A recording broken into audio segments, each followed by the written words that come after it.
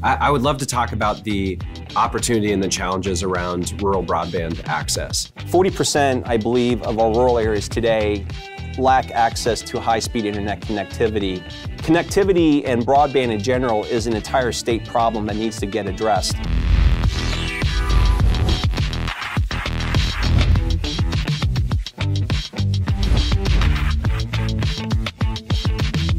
Hi everyone, welcome back to Taking Care of Business. I'm Mike Katz, Executive Vice President of the T-Mobile Business Group, and today I have the pleasure of speaking with Jim Weaver. Jim is the Secretary and State Chief Information Officer of North Carolina Department of Information Technology. He has over 30 years of leadership and management experience in the IT industry and has been nationally recognized 3 times by the National Association of State Chief Information Officers, or NASCO, and twice by Computer World Honors. Well, Jim, thank you so much for being here. We're so excited to have you here. I know how busy you are because of all the great work you're doing in North Carolina, so thank you for taking the time to do this. Thrilled to be here. Look forward to our conversation. Yeah, me too. I wanted to start with kind of a buzzy area, and a lot of people you talk about smart cities and what smart cities are and how they're deploying them, but I wanted to get your thoughts on smart cities. How do they apply in North Carolina? How are you thinking about them? Are they a part of your technology strategy in the state? So when we think about smart cities and the technology that's necessary to support smart cities, really at the end of the day, you have to understand a little bit better about the topology of North Carolina. And while we're seeing, obviously we have some large metropolitan-like centers here in North Carolina, though, very much is a rural state. And unfortunately, the concepts around smart cities doesn't really lend itself to the ability for us to actually do some of that innovative stuff in our more rural areas of the state. So when we look at our urban areas, I think very much that the leveraging of technologies like 5G as an example it's critical for us to be able to help address the high-speed internet connectivity issues that we're encountering here in our state, as well as some of the other innovative things that that allows us to do. When you think about our the digital highway that we're going to have to be participating of and being part of here as we move forward. As you think about the younger generation of the workforce that's coming into our cities, there's a certain expectation of the ability to be connected at any time, any place, anywhere. And so really that concept of the smart city and the capabilities that 5G and what may come beyond 5G really is going to enable that type of interplay and connectivity. When you think about the fact that if we're doing things correctly and we look at like public transit as an example, and the ability for me in a real-time aspect to maybe update electronically my bus pass and then be able to walk on the bus and the bus already has that update that I just made because we're able to do that real-time synchronization type activities leveraging 5G. When you think about public safety in our cities, 5G, I think, is going to play a critical part of that as well. So I'm really excited about what the concepts of smart cities are and, more importantly, how it's going to be able to enable us to get connected down to the last users. I'm fond of saying is the industry really talks a lot about last mile. Really what we got to do is talk about last user because our user population wants to be mobile, wants to connect wherever they're at speeds to do what they need to do. 5G is going to enable that type of activity for us, so it's really exciting to see what the capabilities are as we get to the higher bandwidth capabilities, if you will, of 5G, and being able to get to that saturation, get to those higher degrees of speeds. Who knows what's going to be able to get generated from that as we move forward in our cities. As you think about some of those experiences that you just said, how are you prioritizing? Because I'm sure it's easy to get distracted by like all these capabilities of the future. But as you think about the big technology priorities for the state, both in your urban and in your rural areas, like how are you prioritizing some of the decisions that you're making? Well, very clearly, the governor has a very focused agenda for me as Secretary of Information Technology. So first and foremost, to be clear, my #1 priority is really broadband. If you want to call that connectivity, I think those words interchange a lot, but 40%, I believe, of our rural areas today lack access to high-speed internet connectivity. That number obviously goes down dramatically when we look at our urban areas, but at the same time, when you look at our urban areas, the populations that are being impacted in those urban areas probably equates to the same level of the population levels that are sitting out in our rural areas as well. So connectivity and broadband in general is an entire state problem that needs to get addressed. And so first and foremost, that's what we're targeting. We recognize the importance of connectivity in our state. You know, as I said before, there's a reason why the state of North Carolina is seeing all these businesses come there. It's because we have an infrastructure for them to plug into. We have a workforce that's capable and ready to engage in these types of activities. But we also know that we have over 1.1 million people in our state, which is roughly 10% of our state population, that is on the wrong side of the digital divide. They lack access to high-speed internet connectivity. We cannot afford to let them behind. There's a cost if we do that. And that cost is going to be to our future generations here in the state of North Carolina. We need to make sure we do that. But we also need to make sure we're doing it in an equitable fashion. So equity's got to be at the forefront of all the things that we do. And when we look across our connectivity here in our state, we see that Caucasian households are connecting at a high-speed connectivity at 76%. And I'll define high-speed connectivity as 100 down, 20 up. Which differs from the FCC definition of 25/3, just so we're clear. But then when we get to across our racial subdivisions, when you look at Native American households, that number drops dramatically to 57%. When you get to our African American communities, that number is only at 64%. And when you get to our Latinx community, that number is only at 67%. So you can see that we have a wide disparity here as far as the affordability to, or the accessibility to connect to the high-speed internet to avail everybody. And so the governor is very clear in what he wants us to accomplish, and that is that across all racial subdivisions, 80% of our households will be connected to high-speed internet connectivity in 4 years, January 2025. We also have another goal where we recognize the importance of connectivity when we look at education opportunities for our children. That was clearly shown over the last 15 months with the pandemic. And with that in mind, the governor's challenge to us is to get to all households with children to get to 100% connectivity, because we do recognize the importance of a child's ability to get a quality education and the impact that has for our economy and our future generations here in the state. Now we're looking at doing that across 3 different areas. First and foremost is the build out of infrastructure. And the governor's signature piece of his ARP investment plan is around broadband.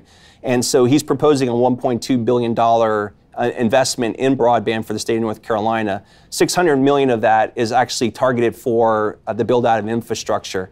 Another $420 million of that is targeted to address the affordability piece of high-speed connectivity as we look at North Carolina. And this is really a build-off, if you will, of the current emergency broadband benefit that is out there today that the FCC is administering. Today, so far, we've gotten about 100,000 of our households of that 1.1 million registered for that plan. But we should be we're not anywhere close to getting to 1.1 million. So we have more work to do there. And then lastly is really focusing around literacy and enablement. The governor's proposing a $165 million investment in literacy and enablement, which is really targeting about devices. It's talking about education opportunities, and again, making sure that as we're connecting households to the high-speed internet, they're not falling victims to the nefarious actors that are out there. So we have to have a cyber component to this as well.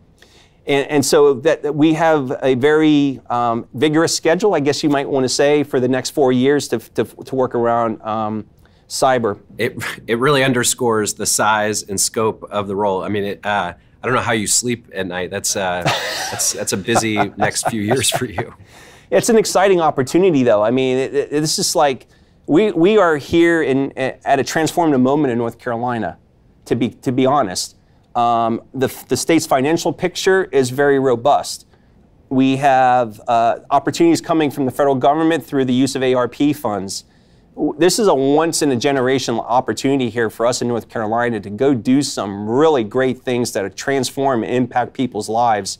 And this is our moment to shine. So while it sounds overwhelming, as you can see, it's also exciting as all heck to be able to be in a position to hopefully be able to deliver on some of those transformative opportunities to really make a difference in people's lives here in North Carolina. I would love to double click into a couple of those areas because they're all fascinating, and we could spend an entire session just talking about each one of them. But I would love to talk about the opportunity and the challenges around rural broadband access. And I know it sounds like there's a big amount of budget being appropriated towards solving that. But how do you go about solving that, given you just said the size and scale, like 40% of the state being rural? Like what is the approach and some of the solutions that you're thinking about deploying to get access to people? So as we, obviously the most obvious answer is to build out a fiber infrastructure at the end of the day. But some of the geography of our state is going to make it very difficult to deliver in all communities with fiber. We're also looking at fixed wireless solutions. We're also looking at leveraging more of the low Earth orbiting satellites. We've had some very successful pilots here with that as well. The thing we have to be careful about is that, especially when we talk about the satellite technology that exists there today, and we just kind of seen it as ELSA rolled through North Carolina yesterday, is the fact that if we do get the big storm that sits over North Carolina, that in essence is going to block out satellite communications, and we can't afford to take our state out of commission, if you will, and being able to communicate with the public or allow them the ability to communicate as well. So we're going to look at every tool that's in our toolbox, and we're going to look at what tool addresses at the right location, at the right community. What is that tool solution that makes it the most sense to get us to what we want? We are, as I said, looking at 100 down, 20 meg up. That's not aspirational, but we think that's a realistic target number for us to be able to achieve across the state of North Carolina.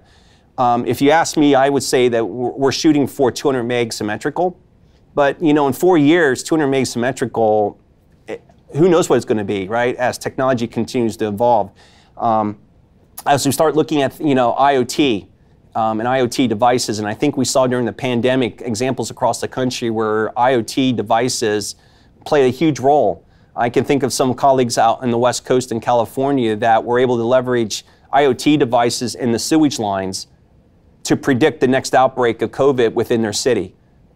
It's amazing stuff. The analysis of sewage, and they were 100% accurate within 2 weeks of being able, and they allowed them to shift resources and be in a better position to prepare and respond to those scenarios when they came about. UAV, autonomous vehicles, maybe not something we're going to see as much of in the East Coast as the West Coast due to the population density, especially on the highways. I couldn't imagine I-95 having a UAV. But who knows? That's not outside the realm of possibilities at some point in time here. So I think as technology continues to evolve in the manner that it is, I don't know what that aspirational goal is going to be as far as speeds and feeds go, but what we're trying to get to today, though, is a speed that we believe we can achieve without hesitation across the state of North Carolina, and that's why we settled in on 100 down and 20 up. When you think about both delivering broadband to residents that just live in areas where it just historically hasn't either been available or there's been very little choice, or in the other big priority that you have, which is creating equity for broadband because people may not have the financial means to get equal access. As you're thinking about your strategies on how to deliver simultaneously on both of those things, how important has public-private partnership been to that? I know there's federal broadband funds that have been available, but are you leveraging private sector as well to help you go address some of these challenges? I mean, yeah, exactly, because this is going to take a village to make this happen. This is not one or two people. This has got to be a unified team approach, and our supplier community needs to be a large piece of this activity here. Many of our suppliers have critical data elements that we need to have access to. As an example, if we look at the FCC, how FCC maps some of this, it's at the census block level. That is a very slippery slope for us to be on because it doesn't really tell us that we're making connectivity to the households, right? But the supplier community has that data. The supplier community has the ability to tell us that we have service to these addresses. We can start overlaying other data then that starts telling us what's the racial subdivision composition across these households, and are we truly now starting to achieve the equity numbers that we're looking for and getting those numbers up to 80% or even greater if we're lucky enough to make that happen. So we definitely are going to be relying upon our private sector partners in this process. And we're counting on that, and we're counting on the private sector to be very collaborative in helping us figure out how to solve some of these opportunities that are out there, because again, we can't do it ourselves. We need everybody, and like I said, everything's on the table as far as in the toolbox goes for us to make use of and deploy. So whether or not it's wireless, whether or not it's more mobile focused, whether or not it's fiber focused or cable, all those solutions are on the table for us to achieve the outcomes that we're looking for over the next 4 years. You mentioned earlier the pandemic, both shining a spotlight and being a forcing function to make a lot more progress in some of these areas. Particularly, you mentioned schools and kids that, when school went virtual, and if you didn't have broadband, you didn't have school. I'm curious to hear from you, how many of these technologies and capabilities do you think are going to remain in North Carolina and be leveraged in North Carolina post-pandemic? I think they are going to be honest, because we made that investment in them already. So why would we not leverage the investments that we have already put in place to help us facilitating and continue to move forward? But the point you brought up the point about online education, and as our children were forced to get educated online at home, besides connectivity, the other problem in that equation was around devices. So again, as we go back to the bigger plan around accessibility, affordability, and literacy and enablement, we also need to make sure that we have the right devices that can connect to the internet, that provides that experience as well. And during my days in Washington, that was one of the focal points was, and you talked about those private-public partnerships. A lot of them came through in delivering appropriate devices to start connecting kids, especially when you looked at the Seattle School District as an example, since you're out in Seattle. A lot of those children didn't have the devices at home to be able to partake of online education. And so we also got to make sure that we're taking this into consideration as we move forward. As far as the remote workforce goes, we're going to probably be continuing in a hybrid model. As we're emerging at the tail end of the pandemic, and hopefully it's the tail end of the pandemic. I almost feel like I should knock on wood when I say that, but it's also exciting because there's going to be some type of return to work here. But I do believe the fact that the capabilities and the demonstrations that we've shown over the last 15 months that remote work is a possibility. Will continue to go well with us, especially in the IT community, because we're not public facing. Even though we're public sector and we're supporting government activities, we're behind the scenes, and I think that affords us some opportunity to continue to work remotely, unlike maybe some of my sister agencies here in North Carolina that are very much focused on serving the public, and there are times for the public to have to interact with them in brick and mortar locations or whatever the case may be. But again, too, hopefully as we become more digital, not online, but more digital, maybe some of those instances or circumstances for that public interaction can kind of wane a little bit, and we're able to allow our residents to engage in government at any time of the day or night that they would like to do so. But we're going to continue to probably operate in a remote hybrid environment for some time. And we're going to see what those impacts are, and are we able to truly provide the needed IT services as quickly as our agencies are asking for that support as they're coming back, as the public's starting to come back into their buildings and engage them face-to-face on critical service needs. Hey, Jim, we have a emerging tradition on Taking Care of Business of ending these sessions with a set of rapid fire questions. Go for it. So if you're up for it, I'd love to start our rapid fire round now. And I think this first one is inspired by your fairly recent move from the Pacific Northwest down to North Carolina, which is hot or cold weather. What say you? Hot weather. And again, this is a question I think we're all battling with, coming out of the pandemic, which is suits or sweatpants? Oh, that's a tough one. I'm more of I'm probably more of a suit and tie guy than I am a sweatpant guy, but I mean, there are appropriate times for sweatpants, let's be honest. Well, the nice thing about still being on video is sometimes you can do both, because if it's just the top half, nobody has to see if you're wearing sweats on the bottom. I wasn't going to go there. Favorite celebrity? Will Smith. He's a Philadelphia guy. I got to go with the hometown team in Philly. Yeah. Bus or train? Train. It's easier to do work as well. I hate to say that, but yeah, there's some beautiful train rides that you can. I have not had the opportunity yet to leverage the rail system here in North Carolina, but I hear going to Charlotte on the train is something I need to do. How about morning or night owl? Morning. That goes back to my days in the military. And then beach or mountains? I'm a Navy brat, beach. Okay, and this last question, I admit, may be a little bit dangerous for you to answer, given your new locale. But the people want to know: Tar Heels or Blue Devils? Oh, that's so I gotta. When I answer this question, I have to give you a backdrop to the story. Okay, the answer is Blue Devil. And so a lot of my staff here is either NC State or UNC, obviously. But the backdrop to the story is I grew up watching Big East basketball, which to me was, if you think about the early 80s, the Big East was the powerhouse basketball conference, and the coaches and the players were equally as prominent as personalities. So needless to say, I was a huge Don Thompson, Georgetown fan, and my heart broke when some kid that wore 23 playing for UNC hit that shot on the wing and sank my Hoyas in the national title game. So I ever since then, no way I can root for UNC. So go Dukies. Yeah. He didn't go on to do anything, so don't worry about it. Yeah, that was the peak of his career.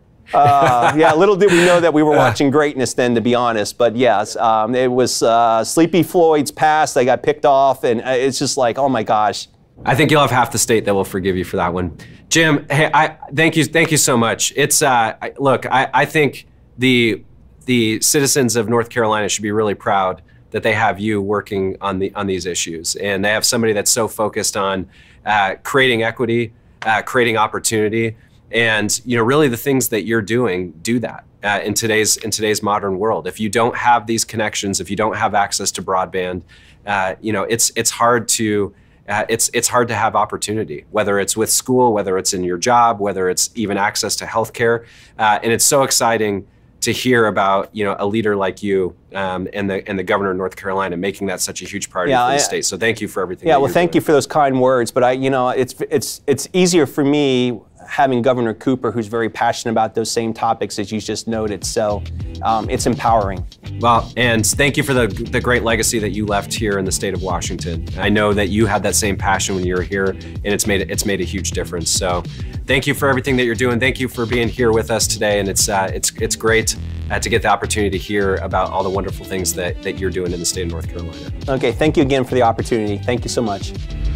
As a reminder, for each episode of this season of Taking Care of Business, we're excited to expand our Project 10 Million donation to a school district of our guest choice, making further progress towards bridging the schoolwork gap. Thank you so much for tuning in for another episode of Taking Care of Business. We'll see you later.